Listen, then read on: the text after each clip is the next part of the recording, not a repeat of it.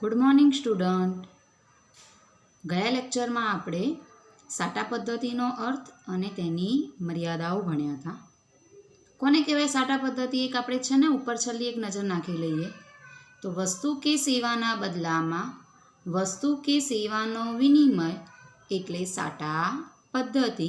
સાટા પદ્ધતિને જ વસ્તુ વિનિમય પ્રથા તરીકે પણ ઓળખવામાં આવે છે. એની 3 મર્યાદાઓ હતી. કઈ 3 મર્યાદાઓ હતી? તો પહેલી મર્યાદા હતી જરૂરિયાતોનો પરસ્પર મેળ બેસાડવાની સમસ્યા. બીજી સમસ્યા હતી મૂલ્યના સંગ્રહની મુશ્કેલી અને ત્રીજી સમસ્યા હતી મૂલ્ય માપનની મુશ્કેલી. આ 3 સમસ્યાઓને કારણે એક સર્વસામાન્ય માપદંડ શોધવાની જરૂરિયાત ઉદ્ભવી, એટલે નાણાંનો ઉદ્ભવ થયો. હવે આપણો આજનો ટોપિક છે નાણાંનો ઉદ્ભવ અને વિકાસ.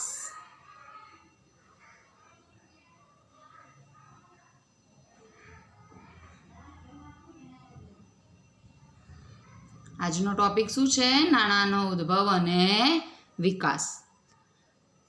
વસ્તુ વિનિમય પ્રથા જ્યારે અમલમાં હતી ને ત્યારે મૂલ્યના સંગ્રહ અને વિનિમયને સરળ બનાવવા સર્વસામાન્ય માપદંડ તરીકે વસ્તુ અને પશુનો ઉપયોગ શરૂ થવા લાગ્યો. અને ભારત એ પહેલેથી ખેતી પ્રધાન દેશ છે, તમે બધા જાણો છો.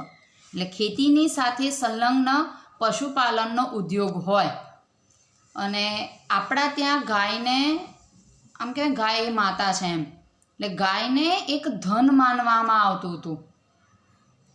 એટલે શરૂઆતના સમયમાં ભારતમાં ગાય એ ધન એટલે પૈસાની તરીકે એનો ઉપયોગ થતો હતો.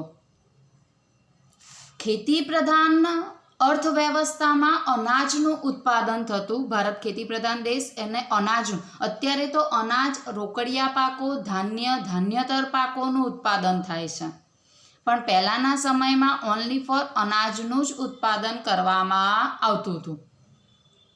જે કંઈ ઉત્પાદન થાય ને એને પોતાના માટે રાખીને, મીન્સ કે પોતાને ખાવા પીવા તો જોઈએ ને ખેડૂતને. જે વસ્તુનું ઉત્પાદન થયું, માની લો કે ખેતરની અંદર આ વખતે અઢળક ઘઉંનું ઉત્પાદન થયું છે, તો બધા ઘઉં નહીં રાખે, અમુક ઘઉં પોતાના વપરાશ માટે રાખશે અને બાકીનાનો શું કરશે?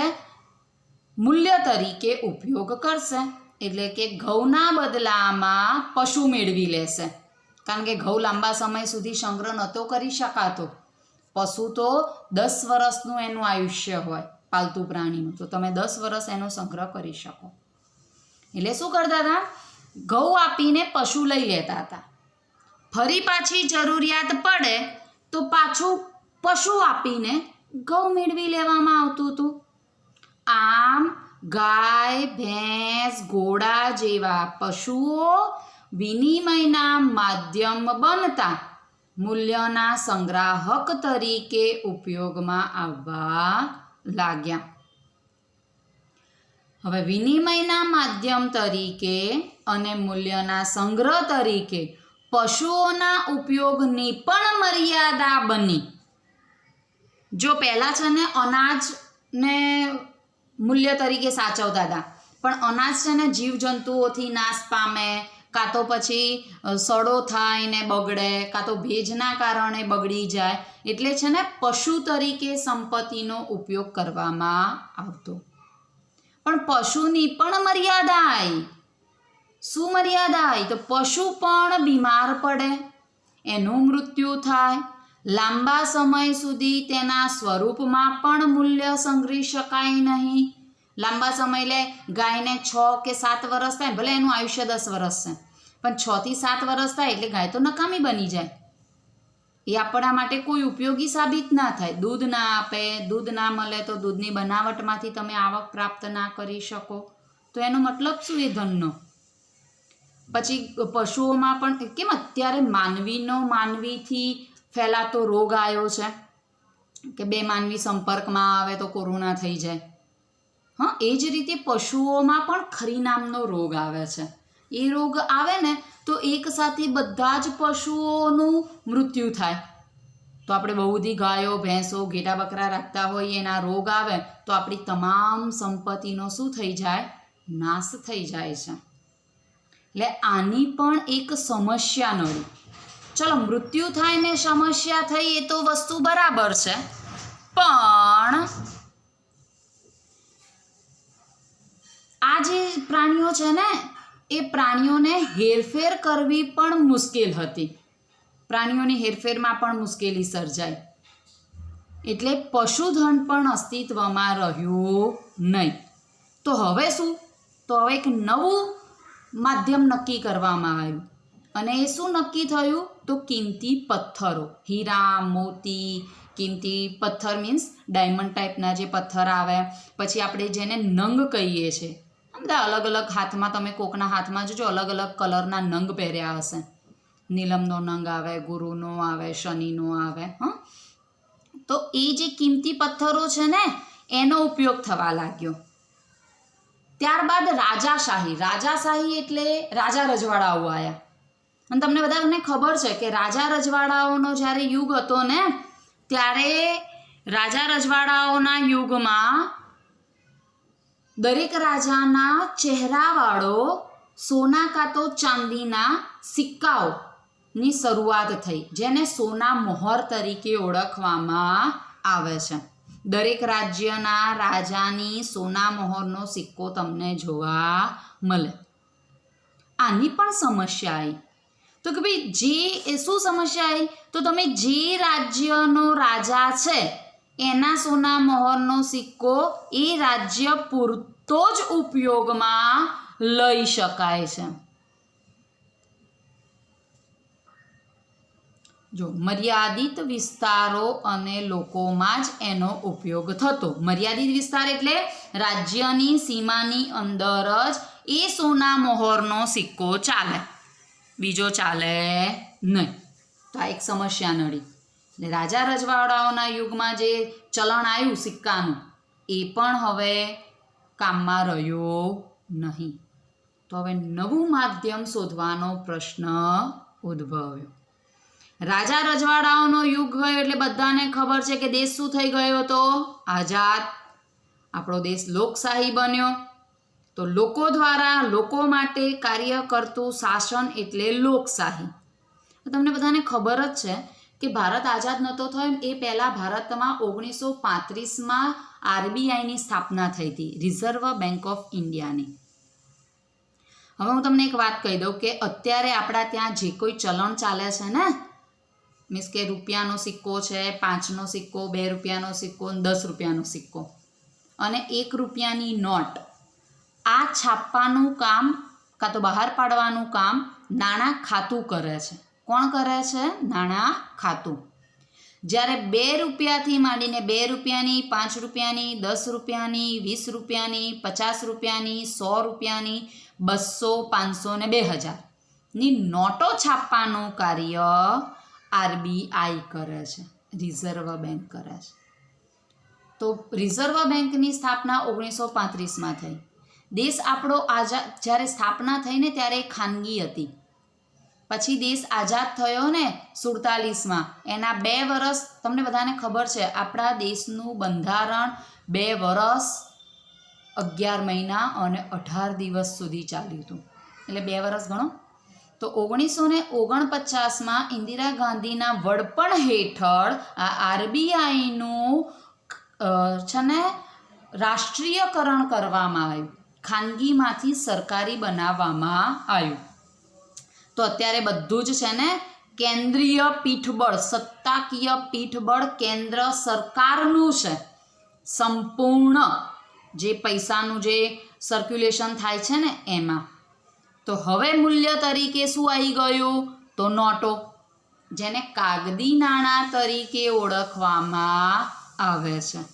જો સ્ટેપ બાય સ્ટેપ પહેલાં શરૂઆતમાં શું આવ્યું?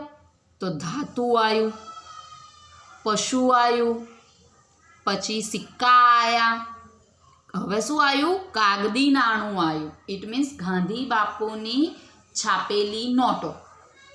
હવે કાગદી નાણું અસ્તિત્વમાં આવ્યું. આ કાગદી નાણાંની પણ સમસ્યા આવી. શું સમસ્યા આવી? તો હવે કાગદી નાણું આવ્યું ત્યાં સુધીમાં તો દેશનો વિકાસ વધવા લાગ્યો. તમે ગયા વર્ષે ઇકોનોમિક્સમાં ભણ્યા છો, 4 પ્રકારના બજારો હતા: સ્થાનિક, પ્રાદેશિક, રાષ્ટ્રીય અને આંતરરાષ્ટ્રીય. તો હવે તો આંતરરાષ્ટ્રીય બજાર એટલે વિદેશ વેપાર થવા લાગ્યો. વિદેશ વેપાર થાય એટલે સ્વાભાવિક વસ્તુ છે, ભારતનું ચલણ બીજા દેશમાં ચાલે? ના ચાલે. તો હવે એક પ્રશ્ન ઉદ્ભવ્યો કે વિદેશ વેપાર કરવો છે તો આપણા કાગદી નાણું ચાલતું નથી. આ ઉપરાંત કાગદી નાણાંની જો લેવડ દેવડ કરવાની હોય તો ઘણી વખત ચોરી થવાની સંભાવના રહે છે, નોટો પલળી જવાની, ફાટી જવાની સમસ્યા નડે છે. તો હવે આનાથી આગળ નવું ચલણ અસ્તિત્વમાં આવ્યું. કયું? તો પ્લાસ્ટિક નાણું. પ્લાસ્ટિક નાણું એટલે શું? તમને તો એવું થાય કે ટીચર પ્લાસ્ટિકની નોટો શોધાય? નહીં. પ્લાસ્ટિક નાણું એટલે એટીએમ કાર્ડ. 2 પ્રકારના કાર્ડ તમે ભણ્યા છો એટીએમ કાર્ડ વિશે ગયા વર્ષે, ક્રેડિટ કાર્ડ અને ડેબિટ કાર્ડ. તો આ પ્લાસ્ટિક નાણું અસ્તિત્વમાં આવ્યું, ક્રેડિટ અને ડેબિટ કાર્ડનું. હવે ક્રેડિટ ડેબિટ કાર્ડના ફાયદા તમે જાણો છો કે ગમે ત્યારે તમારે પૈસાની જરૂર પડે તો તમે એટીએમ બૂથમાં જઈને પૈસા ઉપાડી શકો છો. થોડા સમય બાદ આની પણ એક સમસ્યા આવી. જુઓ, ઘણી વખત ફેક કોલ આવતા હોય છે કે ભાઈ તમારું એટીએમ કાર્ડ બંધ થઈ ગયું છે, તમે અમને તમારો ડિજિટલ 11 નંબરનો જે આંકડાનો નંબર છે અમને આપો, અમે તમારું કાર્ડ ચાલુ કરાવીએ.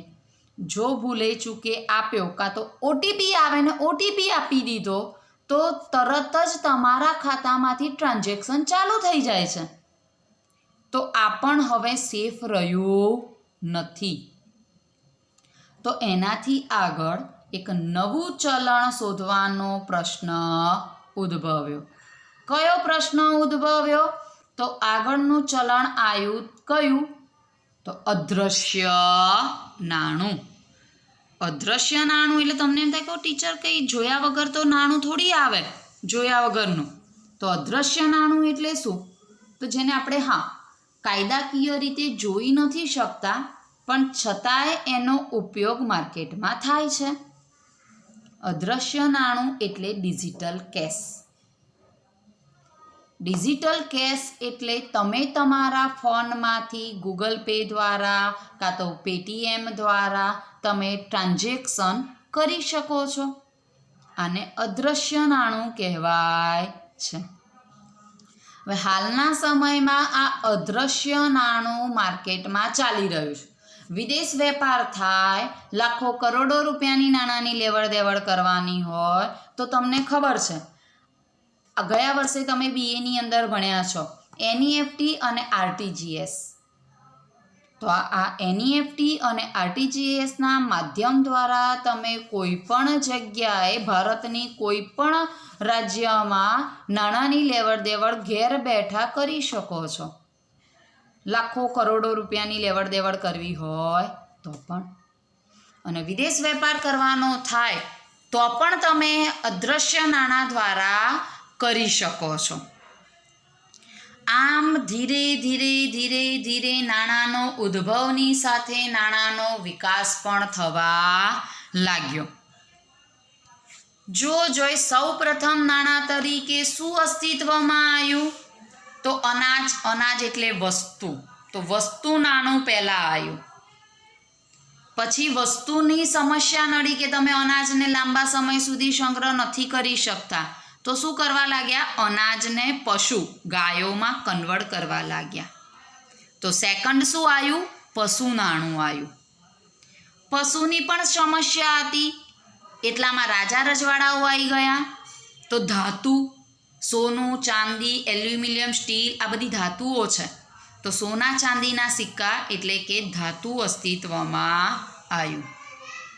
હવે આની પણ સમસ્યા હતી કે રાજા રજવાડાઓ પોતાના રાજ્યમાં જ ચાલે, વળી પાછું એક રાજા બીજા રાજ્ય ઉપર ચડાઈ કરે ને રાજાને હરાઈ દે તો પાછા એ જે સિક્કા છે એ નકામા બને અને નવા રાજાના સિક્કા બહાર પાડવા પડે. આ પણ એક સમસ્યા આવી ધાતુ નાણાંની. તો નવું ચલણ અસ્તિત્વમાં આવ્યું. કયું? તો કાગદી નાણું. કાગદી નાણું એટલે અત્યારની જે કાગળની નોટો ચાલે છે એ. હવે એની પણ હેરફેરની મુશ્કેલીઓ હતી, એની પણ સમસ્યા નડી. તો હવે શું? જો હવે કાગદી નાણાંનો પણ તમે લાંબા સમય સુધી સંગ્રહ નથી કરી શકતા. 2017માં તમને ખબર છે કે નોટબંધી આવી તો શું થયું? મમ્મીએ છે ને ઘણું બધું પેલા ડબ્બીમાં બધા નોટો સંગ્રહી રાખી હતી. તાત્કાલિક શું કરવી પડી? બહાર કાઢવી પડી. હવે એને કન્વર્ટ પણ ઝડપથી, ચલો આપણે તમારા મારા જેવાના ઘરમાં તો શું હોય, 25-50 હજાર રૂપિયા હોય કન્વર્ટ થઈ જાય, જૂનીની બદલામાં નવી નોટો મળી જાય. પણ એ વખતે જો કદાચ ન્યૂઝ ને બધું જોતા હોય ને કદાચ ન્યૂઝપેપર વાંચતા હો તો તમને ખ્યાલ હશે, લોકોએ લાખો કરોડો રૂપિયા છે ને નદીમાં પધરાવી દીધા હતા. કેમ? તો જૂનાની બદલામાં નવાનું ટ્રાન્ઝેક્શન નહોતું થતું નોટબંધીમાં. તો આની પણ કાગદી નાણાંની પણ એક આ સમસ્યા છે કે દેશની અંદર નવું નાણું આવી જાય, કાગદી નાણું, તો જૂની નોટોની કોઈ વેલ્યુ રહેતી નથી. આના બદલામાં આગળ કયું નાણું આવ્યું? તો પ્લાસ્ટિક નાણું આવ્યું. આ પ્લાસ્ટિક નાણાંની પણ પછી સમસ્યા ઉદ્ભવી કે ભાઈ ગમે ત્યારે હેકરો, હેન્કિંગ એટલે શું એવું તમે ગયા વર્ષે ભણ્યા છો, તો હેકરો તમારું કાર્ડ હેક કરીને તમારા ખાતામાંથી ઓનલાઈન પરચેસ કરી ટ્રાન્ઝેક્શન કરતા હોય છે. તો આ પણ સલામતી ભર્યું છે નહીં. તો એનાથી આગળ બીજું નાણું આવ્યું, અદૃશ્ય નાણું, જેને બેંક નાણું પણ કહેવાય છે, કાં તો ડિજિટલ કેશ પણ કહેવાય છે. આમાં છે ને તમે નાણાંને જોઈ નથી શકતા, ખાલી ટ્રાન્ઝેક્શનો જ થાય છે. તમારા ખાતામાંથી એન્ટ્રી બીજાના ખાતામાં, બીજાના ખાતામાંથી એન્ટ્રી ત્રીજાના ખાતામાં, આમ એન્ટ્રીઓ ખાલી થાય છે. એટલે એને અદૃશ્ય નાણું કહેવામાં આવે છે. આમ ધીરે ધીરે ધીરે ધીરે છે ને નાણાંના ઉદ્ભવની સાથે નાણાંનો વિકાસ થયો છે. હવે આ નાણાંનો વિકાસ છે ને એને આધીન જ નાણાંના પ્રકારો બની જાય. જો એક ટોપિક અહીંયા આપણને આપ્યો છે, આજે આપણે જોઈ લઈએ, નાણાંના પ્રકારો.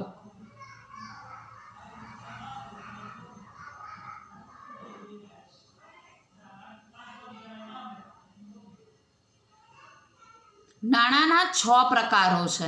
કયું? પહેલું જુઓ, વસ્તુ નાણું. બીજું પશુ નાણું. ત્રીજું ધાતુ નાણું. ચોથું કાગદી નાણું. પાંચમું પ્લાસ્ટિક નાણું. અને છઠ્ઠું છે બેંક નાણું, જેને અદૃશ્ય કે ઈ મની તરીકે પણ ઓળખવામાં આવે છે. આ 6 પ્રકારો છે નાણાંના. મેં પણ તમને આ 6 પ્રકારો સ્ટેપ બાય સ્ટેપ સમજાયા કે પહેલાં વસ્તુ નાણું અસ્તિત્વમાં આવ્યું, એની મર્યાદાને કારણે પશુ નાણું અસ્તિત્વમાં આવ્યું, એની મર્યાદાને કારણે ધાતુ નાણું અસ્તિત્વમાં આવ્યું, ધાતુ નાણાંની મર્યાદાને કારણે કાગદી નાણું અસ્તિત્વમાં આવ્યું, અને કાગદી નાણાંને બદલે પ્લાસ્ટિક નાણું અસ્તિત્વમાં આવ્યું.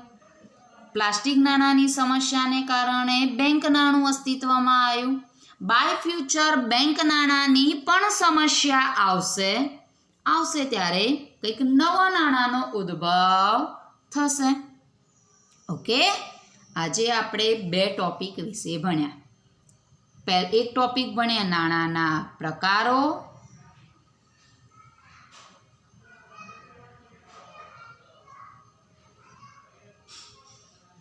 અને બીજો ટોપિક આપણે ભણ્યા નાણાંનો ઉદ્ભવ અને તેનો વિકાસ. નાણાંનો ઉદ્ભવ અને વિકાસ છે ને એ 3 માર્કમાં પૂછાઈ શકે.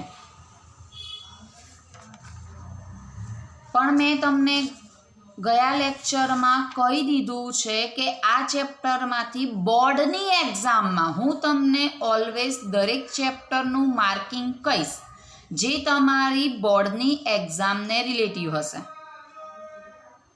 તો 3 માર્કનો ડી સેક્શનમાંથી પ્રશ્ન આવતો જ નથી, એટલે આ એન્યુઅલ એક્ઝામમાં આ પ્રશ્ન ન આવે. પણ 2 માર્કમાંથી સી સેક્શનમાં પ્રશ્ન પૂછાય છે અને આ જે નાણાંના પ્રકારો છે એ 2 માર્કમાં પૂછાય છે. ખાલી તમારે નામ લખવાના છે. વસ્તુ નાણું, પશુ નાણું, ધાતુ નાણું, કાગદી નાણું, પ્લાસ્ટિક નાણું અને બેંક નાણું. ઓકે, તો જ્યારે પણ કોઈ પણ ચેપ્ટર રીડ કરો યા મોઢે કરો છો તમે લોકો, તો એક વસ્તુ ક્લિયર હોવી જોઈએ કે જરૂરિયાત કરતાં વધારે મોઢે ના કરો. જેનું જેટલું ભારણ છે, માર્કનું ભારણ છે, એ પ્રમાણે એટલા જ પ્રશ્નો મોઢે કરવાના. અત્યારે તમારે હું તમને દરેક પ્રશ્ન વિશેની માર્કની રજૂઆત કરીશ તો તમારે નોટ આઉટ કરતું રહેવાનું તમારી ટેક્સ્ટ બુકમાં કે આ ચેપ્ટર 2 માર્કનો છે, આ ચેપ્ટર 5, આ પ્રશ્ન 5 માર્કનો છે, આ ચેપ્ટર ટોટલ 8 માર્કનું છે, એવું તમારે નોટ આઉટ કરતું રહેવાનું. ઓકે, ચલો હવે મળીશું આપણે નેક્સ્ટ લેક્ચરમાં. Thank you.